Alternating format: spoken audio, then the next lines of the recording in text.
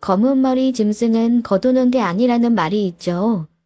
이번에 제가 기상천외한 일을 겪으며 사람들이 그렇게 말하는 건 이유가 있구나 싶더라고요.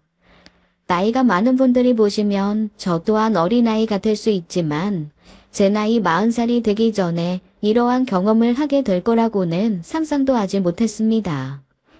세상을 살면서 항상 좋은 사람들을 만날 수 있는 건 아니지만 그래도 믿을 수 있는 사람을 만나 가정을 이루고 그 사람을 믿으면서 살게 되잖아요. 그리고 세상 모든 사람이 나를 배신한다고 하더라도 한 사람은 내 편이 되어줘야 하는 사람이 바로 남편이잖아요. 그런데 그 남편이 남보다도 못해버리게 돼버리더라고요. 세상에 이런 사람이 다 있나 싶을 정도로 대은망덕한 사람으로 변해버리는데 그 덕분에 제 나이 40에 이혼을 결심하게 되었습니다. 요즘 이혼율이 높다고는 하지만 여러분들은 잘 아실 거예요. 애가 있으면 혹시나 나중에 애한테 발목 잡힐 일이 생길까봐 선뜻 이혼을 결정하기가 쉽지 않거든요. 하지만 시어머니나 남편의 하는 행동을 보니 제가 더 참았다가는 남편이 친정아버지한테 폐륜을 저지를 수도 있겠더라고요. 그래서 저는 애 딸린 이혼녀가 되기로 결심했습니다. 사실 시어머니든 전 남편의 잘못이든 이혼을 하면 사람들의 시선이 마냥 달갑지만은 않더라고요. 그래도 제 답답한 속을 좀 풀어보고 싶어 두리번거리다 사연 채널에까지 제 이야기를 보내게 되었습니다. 그럼 제 사연을 풀어보도록 할게요. 저는 남대의 다인의 친정엄마가 계시지 않았어요. 제가 고등학생 때 암에 걸리는 바람에 세상을 일찍 떠나셨거든요. 제가 외동이라 의지할 수 있는 곳이라곤 친정아버지밖에 없었어요. 하지만 저희 친정아버지는 저를 신경 써주실 수 없었죠. 두 분 사이가 정말 좋으셨거든요. 저희 친정아버지는 친정어머니가 돌아가신 뒤로는 일만 하셨습니다. 친정아버지 사업은 승승장구하게 되었죠. 친정아버지가 하는 사업이 잘 되는 덕분에 저는 돈이 부족한 생활을 해본 적이 없었어요. 하지만 항상 정이 고픈 마음이 있었습니다. 어디 하나 기댈 곳이 없어 외로운 학창 시절을 보냈거든요. 그래서 남들보다 일찍 결혼을 준비하게 되었어요. 이런 제 마음을 잘 달래주고 든든하게 지탱해주는 모습에 의지가 많이 되었거든요. 저도 모르게 의지하고 싶은 사람이 필요했던 것 같아요. 처음 만나게 된 건 소개팅이었지만 시간이 지날수록 이런 사람과 결혼을 한다면 외롭지 않겠다라는 생각도 많이 했었어요. 그리고 그때는 시어머니를 잘 챙기는 모습이 또 좋아 보였습니다. 사실 아들들이 엄마 챙기는 모습은 흔하진 않잖아요. 시어머니를 잘 챙기는 모습을 보며 나도 저렇게 잘 챙겨주겠지 싶은 마음에 결혼을 결심하게 되었습니다. 서로 결혼 얘기가 나오게 되며 부모님께도 말씀을 드려야겠다 싶었어요. 그래서 친정아버지께 결혼하고 싶은 사람이 생겼다고 말씀드렸을 때 친정아버지가 좋아하실 줄 알았거든요. 그런데 제가 예상한 것과는 다른 반응을 보이셨어요. 아니 너 나이가 몇인데 벌써 결혼을 한다고 그래? 요즘 애들은 결혼도 늦게 한다고 하던데 설마 너? 급하게 결혼해야 하는 상황이 있거나 한 건 아니에요. 아빠도 아시다시피 엄마 돌아가시고 나서 아빠는 일만 하시지 그래서 혼자 시간 보낸 날이 많았잖아요. 그래서 좋은 사람과 빨리 가정을 이루고 싶어서 그런 거예요. 나 혼자 너를 키워야 하네. 혹시나 네가 돈이 부족해서 하고 싶은 걸 못할까봐 내가 그런 거였지. 알아요. 제가 아빠한테 투정 부리는 게 아니라 그래서 결혼 일찍 하고 싶었다고 말씀드리는 거예요. 아빠 덕분에 친구들 대학 다니면서 알바하랴 대출받을 때 저 그런 걱정 없이 다녔잖아요. 친정아버지는 제가 하는 말을 묵묵히 들으시고는 도와줄 게 없냐고 물어보셨습니다. 너라 뭐 사회생활을 해봤자 뭐 얼마나 있겠냐. 결혼 혼수나 그런 거 필요한 것들 많을 테니 그건 아빠가 해주마. 요즘엔 그런 거 안 해요. 반반 결혼이라고 해서 각자 모은 돈이랑 같이 대출받아서 할 거니까 걱정 안 하셔도 돼요. 그래도 내가 누구 주려고 그렇게 열심히 일했겠냐. 다 너 해주려고 한 거지. 그러니까 아빠가 고생하신 거니까 아버지가 쓰세요. 여행도 다니시고. 요즘엔 해외 가서 글 붙이는 분들도 많다고 하시더라고요. 갑자기 친정아버지가 이것저것 저를 챙겨주시려고 하는 모습이 저는 어색하기도 하고 당황스러운 마음도 들었습니다. 뭐라도 하나 더 해주고 싶어 하셨지만 저는 친정아버지의 도움을 최대한 안 받고 싶었어요. 아무래도 익숙하지 않다 보니 어떻게 해야 할지 난감했거든요. 그리고 얼마나 힘들게 이루신 것인지 아니까 해주신다고 했을 때도 섣불리 받기는 어렵다고 느껴졌어요. 다들 저와 비슷한 생각을 하실 것 같아요. 저한테 주시기보단 아버지를 위해서 쓰셨으면 했거든요. 그런데 이런 저의 태도에 친정 아버지는 서운하셨던 것 같습니다. 서로 이런 대화를 해본 적이 없으니 결혼 준비하면서 당황스러웠던 적이 한두 번이 아니었습니다. 그러던 어느 날 시어머니 되실 분이 저를 보고 싶다고 하셨어요. 그래서 긴장된 모습으로 시어머니를 뵈러 나갔는데 제 예상과는 다르게 시어머니는 여리여리하며 여성스러운 분이셨습니다. 시어머니가 상냥하게 웃어주시는데 저도 모르게 긴장되었던 마음이 편안해지더라고요. 사실 상견례 날짜도 다 잡았는데 따로 보자고 한 건 딱히 할 말이 있다기보단 그냥 어떤 며느리가 우리 집에 오려나 궁금해서 참을 수가 있어야지. 그래서 내가 우리 아들한테 전화번호 받아내려고 별의별 짓을 다 했어. 내가 갑자기 보자고 해서 놀랐지? 아무래도 조금 걱정이 되더라고요. 혹시 절 마음에 안 들어 하시면 어쩌나 싶었거든요. 아니 내가 왜 마음에 안 들어 하겠어. 결혼 안 한다고 난리친 아들 결혼하게 만들어준 것만으로도 얼마나 고마운데. 오빠한테 들으셨는지 모르겠지만 저희 엄마가 일찍 돌아가셨거든요. 그러다 보니 안 좋게 생각하시는 분들도 계셔서요. 시어머니는 제가 하는 말을 들으시고는 갑자기 역정을 내시면서 어떻게 사람들이 그럴 수 있냐며 화를 내셨습니다. 아니, 다른 것도 아니고 사고로 그렇게 되신 거잖아. 그런데도 사람들이 그렇게 말한단 말이야? 그런 사람들 말은 듣지도 마. 그리고 뭘 그런 걸 신경 써? 요즘 같은 세상에. 제 이야기를 들으시더니 저보다 더 역정을 내시면서 제 편을 들어주셨어요. 그리고 그런 거로 기죽지 말라고 해주시는데 그 말이 정말 많은 위로가 되었습니다. 시어머니를 뵙고 나니 결혼에 더 확신이 생기더라고요. 그리고 이런 시어머니라면 사이좋은 고부관계가 될 수 있겠다는 기대감도 있었습니다. 엄마가 일찍 돌아가시다 보니 계속해서 친정엄마의 품이 그리웠거든요. 시어머니로 그 자리를 메꿀 수 있다면 더할 나위 없이 좋겠다는 생각이 들었습니다. 친정아버지와 둘이서 어색하게 상견례 장소에 도착한 후 예약한 장소에 들어가니 신부모님들과 남편이 앉아있더라고요. 그래서 가볍게 인사를 하며 들어갔습니다. 시어머니도 저를 보시면서 환하게 웃어주셨어요. 친정아버지도 그 모습을 보셨는지 살며시 웃으셨습니다. 그렇게 저희가 결혼식에 대해서 얘기를 나누는데 친정아버지가 먼저 입을 떼셨어요. 어린 딸을 시집 보내다 보니 부족한 게 많아 신경 쓰이는 것들이 많더라고요. 그래서 그런데 다른 것보다 제가 집 한 채를 해주고 싶은데 혹시 그렇게 해도 될까요? 시어머니는 저희 친정아버지의 말을 듣자마자 그럼 너무 감사하다며 박수를 치셨습니다. 시어머니가 너무 좋아하셔서 제가 친정아버지를 말릴 틈도 없었어요.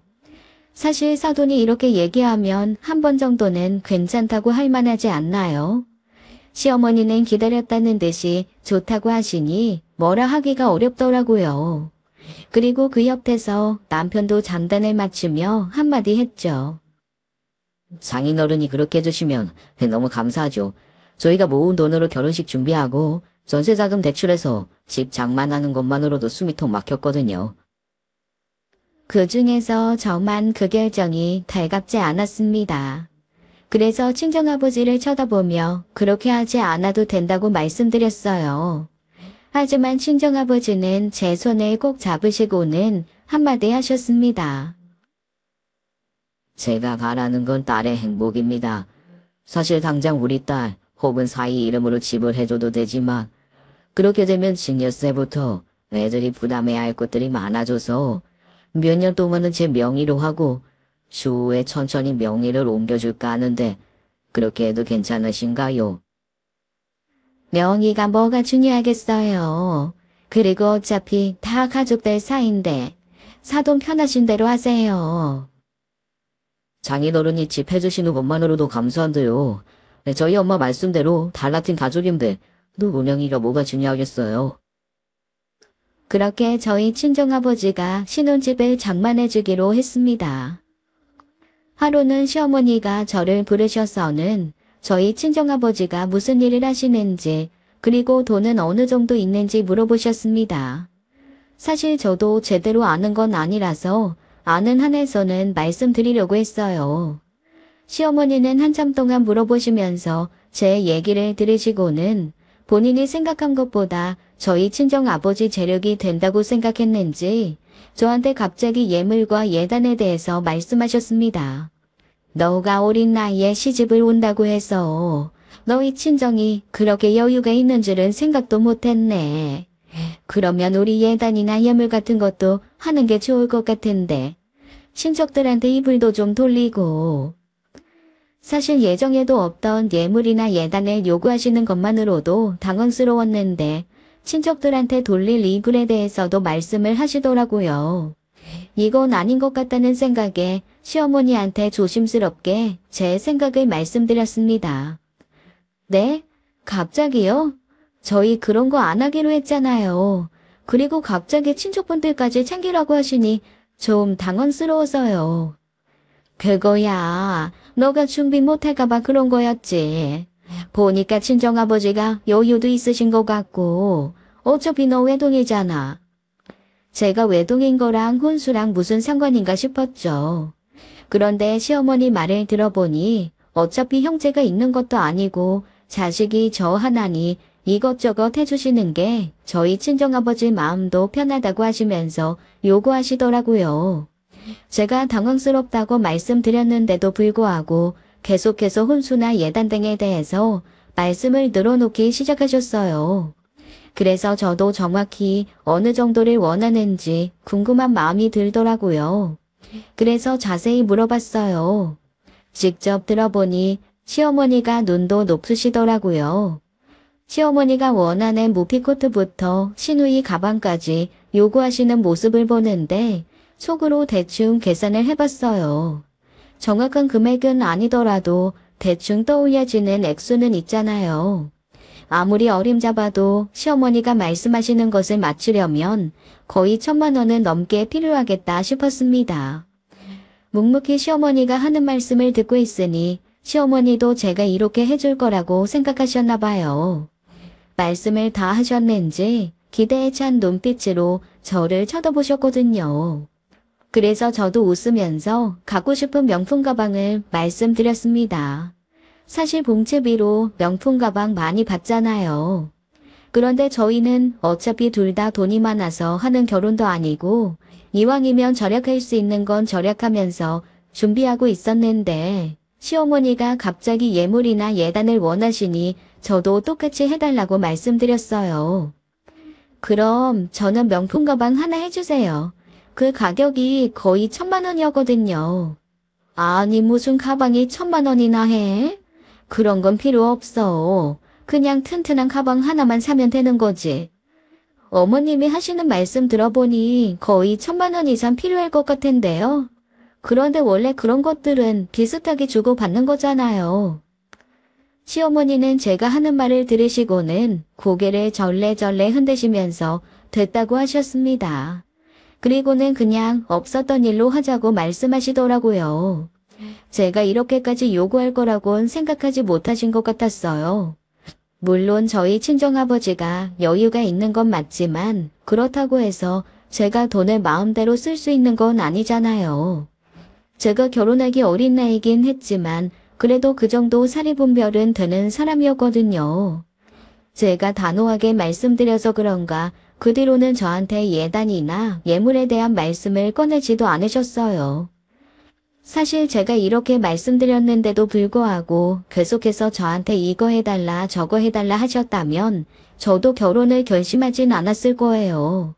그런데 제가 그건 아닌 것 같다고 말씀드리며 원하시면 같이 하자고 했더니 그 뒤로는 저한테 따로 요구하지 않으시는 모습을 보며 그래도 어느 정도 말이 통하시는 분이구나 했습니다. 하지만 이게 완전 동산이몽이었더라고요. 시어머니는 결혼하기만을 기다렸던 거였어요. 결혼하고 나서 요구해도 되겠다고 생각하셨던 것 같습니다.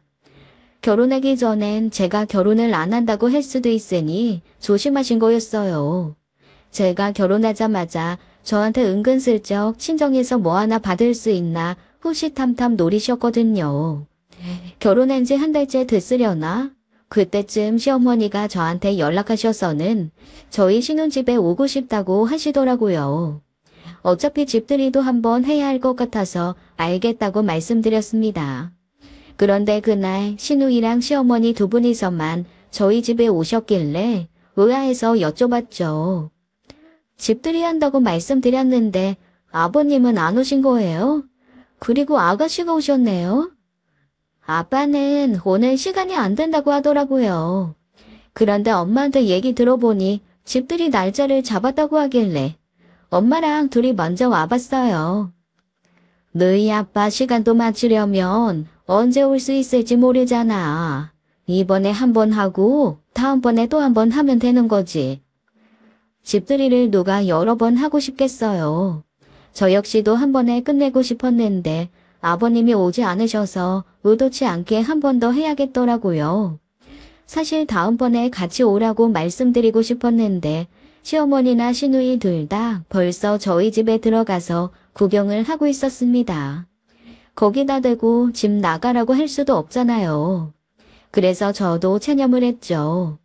집을 구석구석 보던 시누이가 갑자기 가구나 저희 소품에 대해서 관심을 갖기 시작했습니다.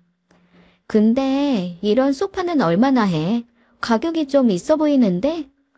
사돈이 여유가 있으시잖아. 그리고 딸 하나 있는 거 결혼시키는데 힘 좀 주셔야지. 아무래도 그렇지. 하긴 내 동생같이 착한 애랑 결혼하려면 이 정도는 해야지.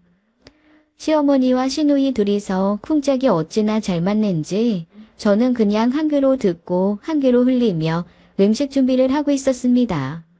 남편도 시어머니와 시누이 목소리를 들었는지 안방에서 나와서 같이 얘기를 나누는데 의도치 않게 대화 내용이 귀에 들어오는데 좀 거슬리더라고요. 나 나중에 결혼하면 뭐 해줄 거야? 세탁기랑 건조기 세트랑 TV 하나 정도는 해줄 수 있지? 동생 결혼하는데 오빠가 돼서 혼수는 해줘야지. 그리고 너희 오빠 돈 많아서 그 정도는 해줄 수 있어. 그래. 뭐 너 결혼할 때 홀수는 오빠가 책임져 줄게. 걱정하지 마. 그런데 만나는 사람 있어?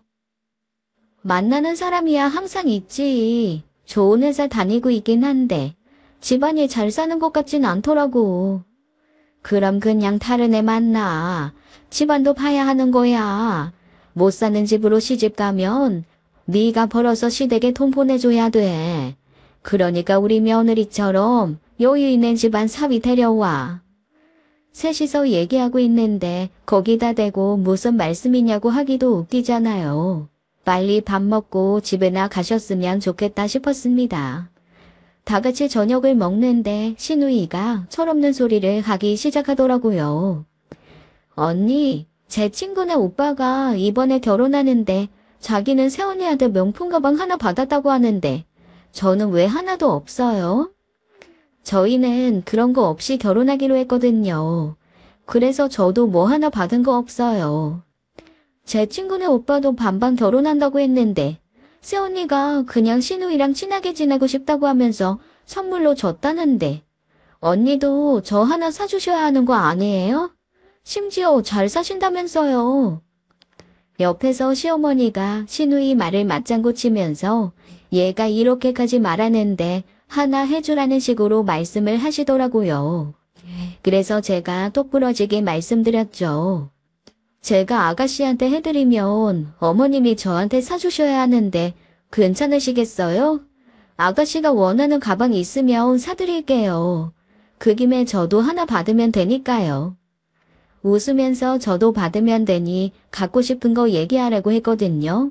그러니 아무 말을 못하고 어버버 하더라고요. 이렇게 은근슬쩍 뭘 해달라고 한 적이 한두 번이 아니었어요. 그래서 남편한테도 뭐라고 한 적이 있었습니다. 그럴 때마다 남편은 우리 친정이 여유가 있어서 그런 것 같은데 어차피 해주지도 않을 거면서 뭘 그렇게 열을 내냐고 하더라고요. 이렇게 저희 친정이 잘 산다는 이유로 뭐 하나 콩고물이 떨어지지 않을까 하는 시어머니와 시누이가 조금씩 꼴보기 싫어지더라고요. 그러던 어느 날 시어머니 댁으로 다 같이 저녁을 먹으러 간 날이었어요. 2주 혹은 한 달에 한 번씩 다 같이 모여서 식사를 했었거든요. 그렇게 저녁 식사를 한 후 과일을 먹으면서 얘기를 하고 있는데 갑자기 남편이 한숨을 푹 쉬면서 회사 일하기가 너무 힘들다고 하더라고요. 그 말을 듣던 시어머니가 갑자기 저한테 한마디 하셨습니다. 얘 요즘 회사 다니는 거 힘들어 하는데 너가 사돈한테 잘 말씀드려서 사업할 수 있도록 좀 해주면 안 되니? 제가 저희 아빠한테요? 왜요? 아니 그리고 회사 잘 다니고 있는 사람한테 무슨 사업이에요? 내 아들이라서가 아니라 우리 아들이 워낙 영특해서 누구 밑에서 일을 잘 못해. 자기가 사장이면 모를까. 어차피 아버지도 사업하시니까 그거 좀 어떻게 물려받을 수는 없을까? 어차피 너는 사업 안 할 거 아니야. 남편의 시어머니 말을 듣더니 괜찮다고 생각했는지 옆에서 자기도 사업을 하고 싶다며 한마디 거들더라고요. 내가 말을 안 해서 그렇지. 사실 나는 사업이 취지가 맞아. 당신이 장인어른한테 얘기 좀 잘해주면 안 될까? 남한테 맡기는 것보다는 사위라 사업 물려받아 사는 것도 좋잖아. 당신이 원래 사업했던 사람도 아닌데 말도 안 되지.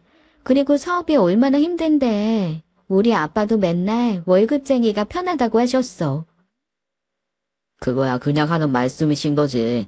내가 사업을 안 해서 그렇지. 사업하면 잘할걸. 오히려 장인어른이 더 좋아하실 수도 있어. 그래도 그건 아닌 것 같아. 당신 힘으로 사업하는 것도 아니고. 솔직히 저희 남편이 원래 사업을 하는 사람이었고 친정아버지가 하는 사업과 비슷했다면 저도 친정아버지한테 말씀드릴 수 있었겠죠. 저희 남편이 친정아버지 사업을 맡아서 하면 친정아버지가 쉬실 수 있으니까요. 그런데 평생을 회사만 다닌 사람이 하루아침에 사업을 하는 것이 말도 안 되는데 그거로 성공하기도 쉽지 않잖아요. 제가 그건 아닌 것 같다고 말씀드리니 시어머니가 갑자기 시누이에 대해서 얘기를 꺼내셨습니다. 그럼 사돈 회사에 우리 딸 좀 취직시켜줘라. 얘가 취직하려고 일자리 알아보는데 너희 친정아버지 회사에 넣어주는 거 정도는 할 수 있잖아. 아가씨 분야도 다르고 저희 친정아버지 회사는 오래 다니신 분들이 많아서 필요한 사람도 없으실 거예요. 그래도 데려다 놓으면 시킬 일이 있겠지. 시어머니는 시누이를 어떻게든 저희 친정아버지 회사에 취업시키고 싶어 했지만 제가 그건 절대 안 되는 일이라고 못 박았어요. 어떻게 보면 시어머니나 남편 그리고 시누이까지 친정아버지의 도움을 어떻게든 받고 싶어 했지만 제가 중간에서 가로막는 것처럼 보였나 봐요. 이때부터 시어머니가 저를 대하는 태도가 달라지기 시작했습니다.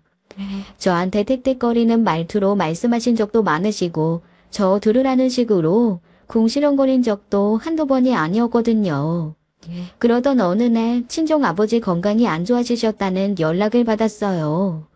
그 전화를 받자마자 저는 병원으로 다녀갔죠. 친정엄마를 병으로 먼저 보낸 터라 친정아버지 아프다는 소식에 가슴이 철렁했거든요. 헐레벌떡 병원으로 가니 친정아버지가 병실에 누워있으셨어요. 그 모습을 보는데 친정엄마 생각이 나며 눈물이 핑 돌았습니다. 제 얼굴을 보신 친정아버지는 저를 보면서 별일 아니라며 다독여 주셨어요. 하지만 저는 너무 걱정이 되더라고요. 의사 선생님을 붙잡고는 친정아버지 어디가 아프신 거냐고 물어봤습니다. 의사 선생님도 아직 검사 중이고 원인을 찾고 있다고 하시더라고요. 암 같은 큰 병은 아니라서 다행이라는 생각도 들었지만 그러다 심각한 희귀 질환이면 어쩌나 싶은 걱정도 있었어요. 그래서 남편한테 이 사실을 얘기했죠. 친정아버지가 갑자기 입원하시는 바람에 당신도 알다시피 엄마를 병으로 보내서 내가 친정아버지 병간호를 하고 싶은데. 당연히 그래야지. 장인어른 어디가 어떻게 안 도우신 건데 내가 뭐 도와줄 건 없어? 사실 지금 왜 그런지 몰라서 계속 검사받고 있는 중이야. 큰 병이 아니어야 할 텐데. 장인어른 운동도 열심히 하시고 건강에 좋은 것들도 잘 챙겨 드셨잖아. 그러니까 걱정 안 해도 될 거야. 괜찮으실 거야. 남편이 당연히 친정아버지 병간호를 해야 한다고 얘기해 주는데 너무 고맙더라고요. 처음에는 회사에 휴직을 내려고 했거든요. 그런데 시어머니가 연락하셔서는 친정아버지가 아프신데 회사가 뭐가 중요하냐고 하시면서 회사를 그만두고 친정아버지 병간호에만 신경 쓰라고 하시더라고요. 그 말씀이 너무 감사했어요. 그래도 가족이구나 싶었거든요. 그렇게 제가 회사도 그만두고 친정아버지 병수발을 대는 도중에 친정아버지 몸에 용종이 발견됐습니다. 어차피 병원에 있다 보니 빠르게 수술을 진행할 수 있었어요. 제가 친정아버지 수술에 대해선 한 번도 얘기를 한 적이 없었거든요. 그런데 마침 수술받은 날 시어머니와 남편이 병문안을 오셨습니다. 아무래도 수술을 하고 나오신 직후다 보니 깨어나지도 못하신 상황이라 제가 대신 말씀드렸어요.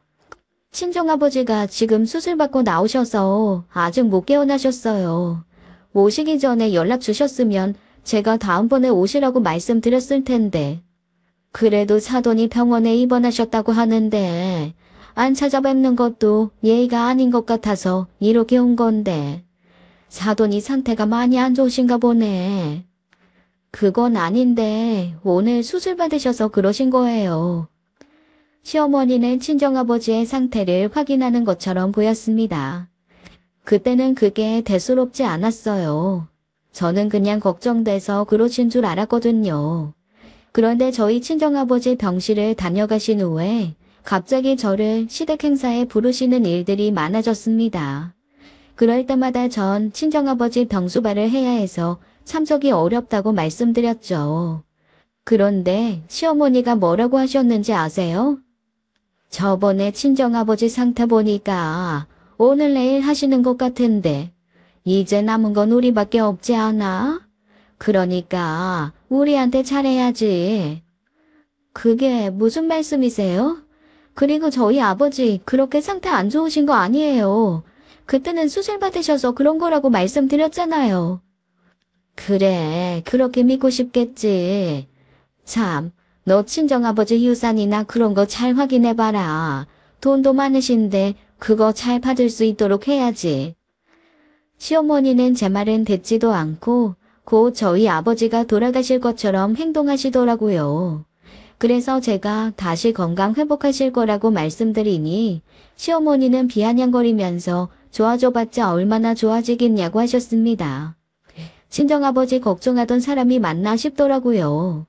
그런데 이렇게 태도가 변한 건 시어머니뿐만이 아니었어요. 남편도 시어머니처럼 행동하기 시작하며 무슨 일이 생겨도 저한테 뭐 하나 말하는 법이 없었습니다. 하루는 남편이 못 보던 차키를 갖고 있길래 제가 무슨 차냐고 물어봤어요. 그런데 남편이 우물쭈물하며 말을 잘 못하더라고요. 그래서 시어머니나 시누이 차인가 싶었죠. 어머님 차 새로 뽑으신 거야? 언제 뽑으신 거야? 근데 당신이 타고 다니는 거야? 아, 뭐 그런 셈이지. 아무래도 회사 다니니 차가 없으니 불편하더라고. 아니 차가 생겼으면 나한테 얘기해 줄 수 있는 거 아니야? 만약 내가 이 차키에 대해서 물어보지 않았으면 얘기 안 했을 거 아니야. 아이, 뭘 그런 걸 하나하나 다 얘기해. 내가 뭐 하면 그런가 보다 하면 되는 거지. 그리고 시간 지나면 내가 어련히 알려줄까. 당신은 좀 참을성이 부족한 것 같아. 제가 꼬치꼬치 물어보니 남편은 귀찮다는 듯이 저를 대했습니다. 차도 생겼겠다. 남편한테 친정아버지 병원 좀 데려다 달라고 했어요.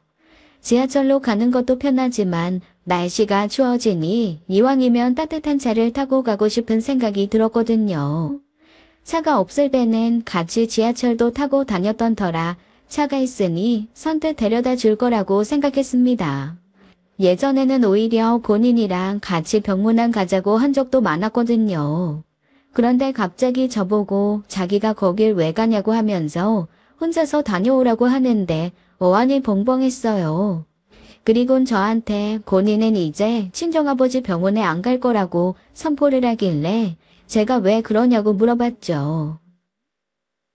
저번에 보니까 장인어른 곳 돌아가실 것 같던데 그거 보니까 우리 부모님 살아계실 때 잘 챙겨드려야겠다 싶더라고. 우리 친정아빠 건강 많이 좋아지고 있다니까. 당신까지 왜 그렇게 말해? 안 그래도 시어머니가 그렇게 말씀하셔서 속상한데. 그게 사실이니까 그렇지. 그리고 당신도 이제 누워있는 사람 말고 살아있는 우리 부모님한테만 잘해. 남편까지 친정아버지가 곧 돌아가실 거라는 식으로 얘기하는데 너무 속상했습니다. 그래서 친정아버지 병실에서 몰래 눈물을 훔쳤죠. 그 모습을 보던 친정아버지가 무슨 일이냐고 물어보셨어요. 아버지의 따뜻한 목소리에 저도 모르게 눈물이 줄줄 흘러내렸죠. 그렇게 친정아버지의 품에서 한참을 울고 나서 지금까지 있던 일들을 말씀드렸어요.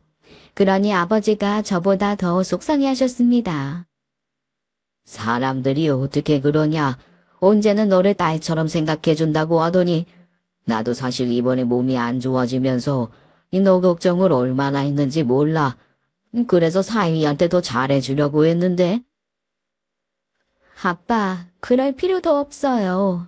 나는 이번에 시댁 식구들이 하는 거 보면서 오만정이 다 떨어졌다니까요. 솔직히 아빠가 충격받으실까봐 이혼한다고 말씀 못 드리는 거예요. 너한테는 그렇게 해놓고 나한테 와서는 너가 나 때문에 병원에 자주 와서 차가 필요한다고 하길래 내가 하나 뽑아줬는데. 차요? 아니 우리 집에서 지하철 타고 오면 병원 앞인데 내가 차가 뭐가 필요 있어요. 그리고 아빠도 아시다시피 서울은 차 갖고 다니는 게 더 일이잖아요. 아니 잠깐, 아빠가 차를 뽑아주셨다고요? 그래, 이왕이면 좋은 차가 오래 쓰지 않겠냐고 하면서 나한테 이것저것 보여주더라고. 그래서 내가 사고 싶은 거로 하나 사라고 했지. 친정아버지 얘기를 듣는데 눈물이 쏙 들어가더라고요. 저한테는 자기가 장인어른을 언제까지 챙겨야 하냐는 식으로 말하더니 뒤로는 친정아버지한테 가서 저를 팔아서 차를 받았습니다. 제가 무슨 차냐고 물어봤던 그 차를 저희 친정아버지가 사주신 거였어요. 그런데 제가 친정아버지 병원에 데려다 달라고 했을 때 이제 저 혼자 가라고 한 거였죠. 본인이 필요한 것이었지만 제가 필요하다고 해야 저희 친정아버지가 사줄 거라고 생각한 거였습니다. 그 모습이 얼마나 괘씸하던지 화가 너무 나서 저도 모르게 몸이 벌벌 떨렸습니다. 그리고 친정아버지한테 진짜 이혼을 해야겠다고 말씀드렸어요. 아빠, 나 그냥 이혼하려고요. 그런 거지 같은 집구석이랑 더 이상 같이 못 살겠어요. 사실 나 결혼하고 나서부터 뭐 하나 떨어지는 거 없나 바라는 것도 거기 짜증났는데 더 이상 못 참겠어요. 친정아버지가 제 이야기를 들으시더니 갑자기 좋은 생각이 나셨는지 저한테 일부러 친정아버지 상태가 안 좋다는 식으로 시댁에 말하라고 시키셨습니다. 아빠가 몸이 안 좋다고 얘기하라고요? 왜요? 그럼 거기 사람들 신날 텐데. 저한테 아빠 유산 잘 챙기라는 소리까지 했다니까요. 그러니까 이제 진짜 오늘 내일 한다고 얘기하면 그 사람들 진짜 속내가 나올 거다. 만약 진짜 걱정을 하거나 어떻게든 챙기려고 하는 모습을 보이면 고쳐서 쓰고 만약 신나서 어떻게든 내 유산 가져가려고 하면 내가 여태 준 돈이라 씹다 뺏어오는 거지. 친정 아버지 말을 듣는데 그것도 괜찮은 생각 같더라고요. 그래서 그날 저녁 한껏 어두운 얼굴로 집에 들어갔어요. 제 표정을 살피던 남편이 무슨 일 있냐고 물어보길래 걸려들었다 싶은 마음에 친정 아버지가 말씀하신 대로 얘기했습니다.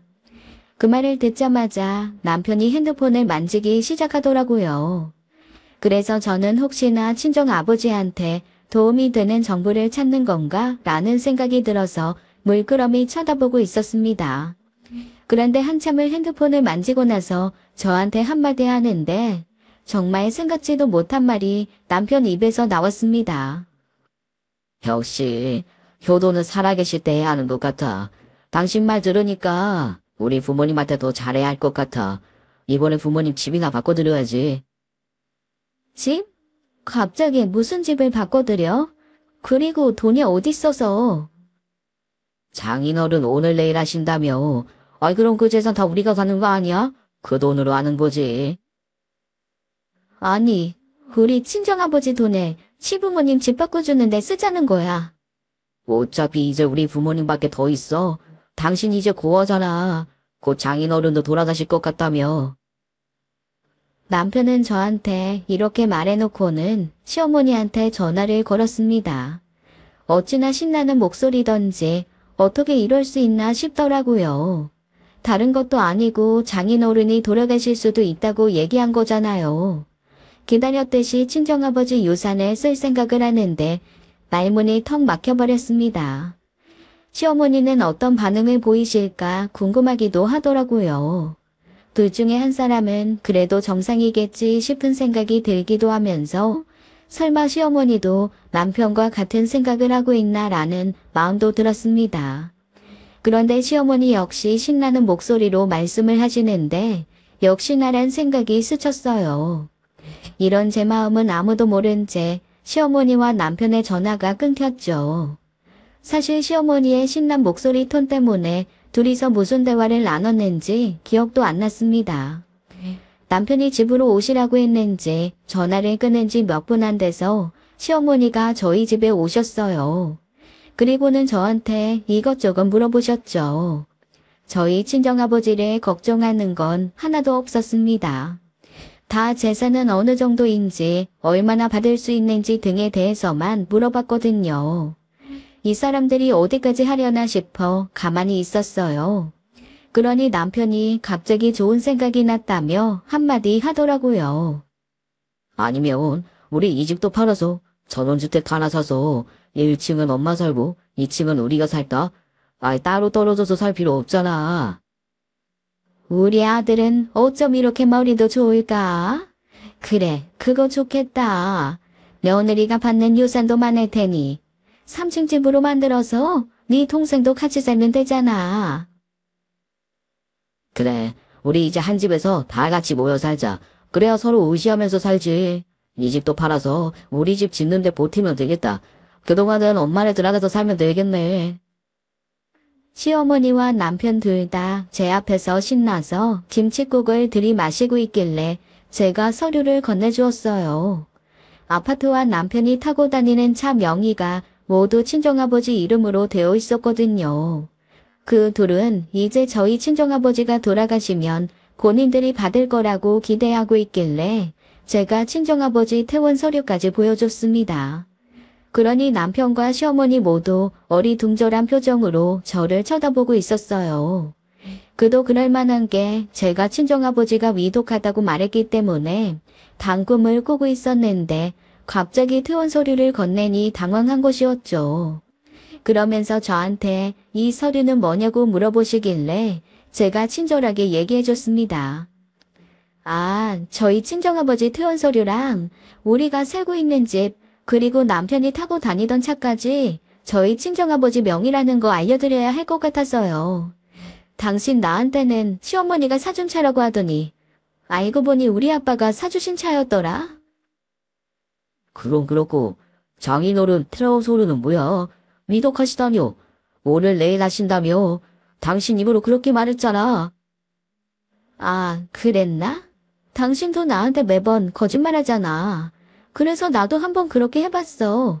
솔직히 당신이 내가 하는 말 듣고 너무 상심하면 어쩌나 싶었는데 이렇게 기뻐할 줄은 꿈에도 몰랐네. 시어머니도 제가 하는 말을 듣더니 어안이 벙벙하신지 도대체 어떻게 된 일이냐고 물어보시더라고요. 그래서 제가 어떻게 된 상황인지 자세히 알려줬어요. 생각지도 못했겠죠. 저희 친정아버지가 진짜 돌아가시는 줄 알았는데 알고 보니 저랑 친정아버지랑 짜고 거짓말을 한 거였으니까요. 둘 다 보냈는지 오히려 저한테 화를 내더라고요. 아니 어른을 놀리는 것도 아니고 이게 뭐 하는 짓이야? 그런 거짓말을 왜 하는 거야? 그리고 그렇게 해서 당신이 뭐 얻는 거라도 있어? 괜히 우리만 이상해졌잖아. 얻는 거 많지. 덕분에 거지 같은 시댁과 남편 떼어놓을 수 있으니까. 설마 했는데 이렇게 나올 거라고는 생각도 못했거든. 남편은 제가 하는 말을 듣더니 순간 당황했나 봐요. 갑자기 그런 게 아니라면서 변명을 하려고 하더라고요. 그래서 제가 말 필요 없고 이혼 서류나 작성해서 보내라고 했어요. 제가 작성해야 하는 부분은 다 적어서 건네줬거든요.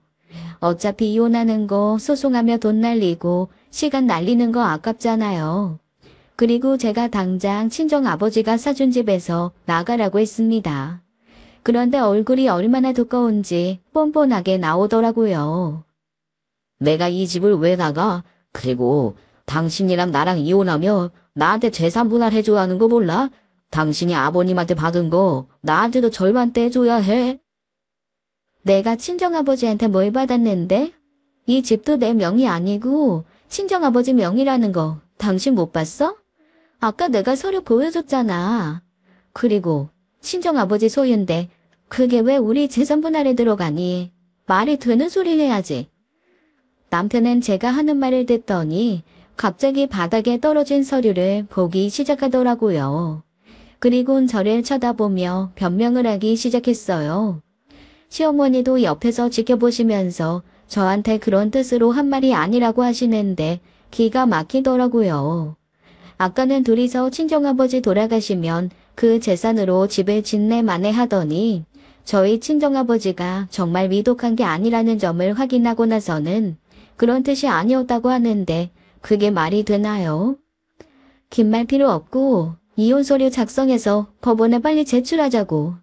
당신 같은 사람이랑 한시도 같이 있고 싶지 않거든? 제 말을 듣던 남편이 갑자기 무릎을 꿇고서는 미안하다고 사과를 하기 시작했어요. 하지만 저는 그게 진심이라고 생각하지 않았습니다. 악어의 눈물 같았거든요. 이 순간만 모면하면 되겠다는 생각이 남편 얼굴에 쉬어있는 것 같았어요. 남편이 무릎을 백날 천날 꿇어도 저는 이혼을 번복할 생각이 없었습니다. 그래서 남편과 시어머니를 친정아버지가 사주신 집에서 쫓아내버린 후 비밀번호를 바꿔버렸어요. 제가 이렇게 나오니 시어머니가 친정아버지한테 가서는 애들 이혼시키는 건 아니지 않냐는 식으로 말씀을 하셨다고 하더라고요. 하지만 저희 친정아버지도 저한테 어떻게 된 상황인지 다 들으신 후였으니 저보다 더 역정을 내시면서 여기에 어떻게 발을 들이냐는 식으로 호통을 치셨나 봅니다. 시어머니가 저한테 전화해서는 잘못했다고 얼마나 빌었는지 몰라요.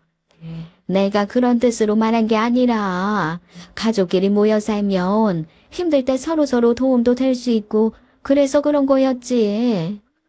그러니까 어머님이랑 남편 그리고 시누이랑 오손도손 사시라니까요. 저 빠져드린다고요. 아, 근데 남편이 오히려 저한테 위자료를 줘야 하는 상황이라 돈이 없어서 전원주택은 못 지으시겠네요. 내가 어떻게 하면 될까? 응? 내가 어떻게 하면 화풀 거야? 무릎 꿇으라면 8번이라도 더 꿇을게. 한 번만 용서해줘. 저희 친정아버지 돌아가시라고 고사 지내는 사람이랑 어떻게 사돈을 맺겠어요? 그리고 어머님 아들한테도 빨리 이혼 서류 작성해서 제출하라고 해주시겠어요? 그렇게 시간 끌면 그냥 변호사 선임할 거라고 전해주세요. 뭘 그렇게까지 해. 그래도 가족이었잖아. 이번엔 우리가 경솔하게 행동한 게 맞으니까 사과할게. 사실 너가 거짓말한 것도 잘못된 거긴 하잖아. 응? 그래서 어머님이랑 남편 속내 알았죠. 얼마나 다행이에요. 더 같이 살다가는 친정아버지가 힘들게 이룬 거 홀랑 뺏길 것 같아서 더 못 살겠다니까요. 시어머니는 어떻게든 저를 설득하려고 하시더라고요. 계속 말씨름하는 것도 힘들어서 시어머니와 남편 전화를 차단해버리고는 이혼 소송을 진행했어요. 친정아버지 병실에도 시어머니와 남편이 많이 찾아와서는 잘못했다고 빌었다는데 그 말이 진심이라고 생각하는 사람은 아무도 없었습니다. 친정아버지가 저한테 좋은 변호사 소개해주겠다며 전화번호를 건네주셨어요. 이력을 확인해보니 판사로 오래 일하신 분이더라고요. 그분의 도움을 받아서 남편과 이혼 소송을 진행했습니다. 처음에는 잘못했다고 싹싹 빌었던 남편이 막상 이혼 소송에 들어가니 뭐 하나도 안 뺏기려고 하는 모습에 혀를 내둘렀습니다. 원래 본인 것이었다면 아까울 수 있지만 처음부터 저희 친정아버지 것이었거든요. 그런데 뭘 그렇게 아까워하나 싶었습니다. 결국 남편은 저한테 위자료로 3천만 원을 줘야 하는 것으로 판결이 이루어진 거죠. 그 판결이 이루어지고 나서 남편이 저를 찾아와서는 한 번만 봐달라고 빌었어요. 당신이 집도 차도 다 가져가서 나 돈 한 푼 없는데 어떻게 내가 3천만 원이라는 돈을 당신한테 주겠어. 내가 이렇게 빌 테니까 그거 안 받으면 안 될까? 대출을 받든 회사에서 받는 월급을 나한테 다달이 붙이던지 해. 사실 나 회사 그만뒀어. 장인어른이 위독하다는 말 들었을 때 회사에다가 퇴직한다고 얘기했단 말이야. 그래서 나 지금 갈 곳도 없어.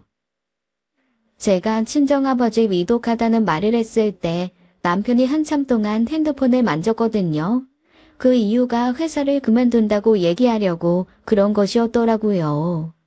저희 친정아버지가 돌아가시면 모든 재산을 자기가 받을 거라고 생각한 거죠. 아니 받아도 딸인 내가 받는 건데 왜 본인이 회사를 그만두는지 이해를 할 수도 없었어요. 제 돈이 곧 본인 돈이라고 생각해서 그렇게 행동한 것 같아요.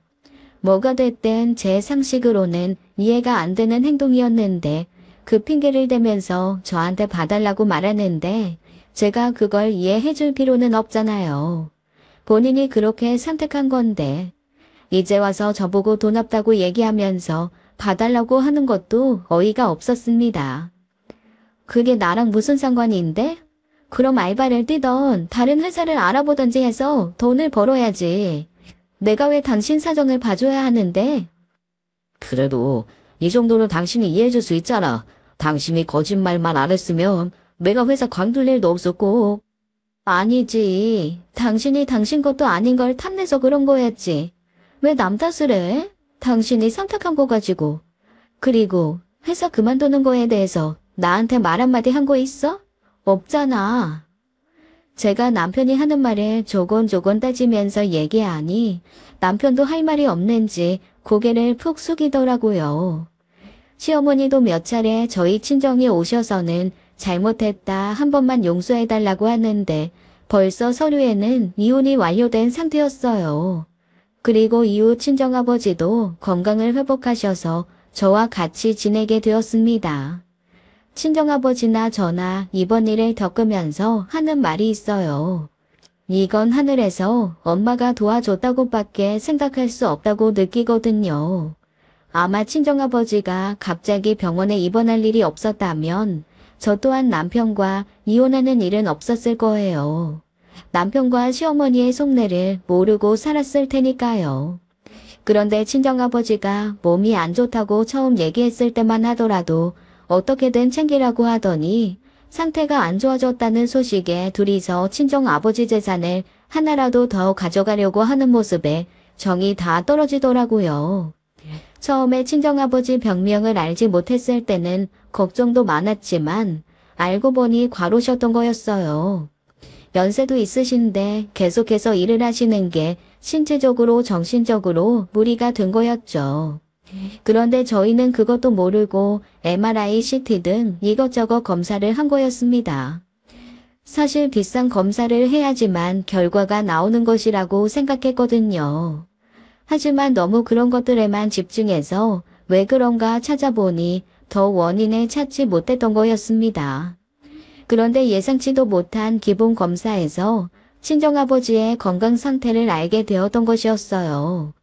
그래도 비싼 검사를 한 덕분에 우연히 용종이 발견되어 수술을 한 것이었는데 시어머니와 남편은 그 모습만 보고 친정아버지가 위독하다고 생각해 김치국을 사발로 들이마신 것이었습니다.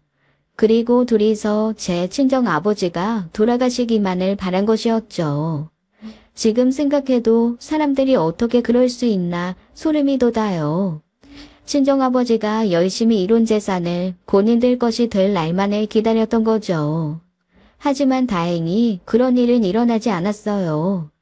아마 먼저 하늘나라로 간 친정엄마가 도와주신 것이었겠죠.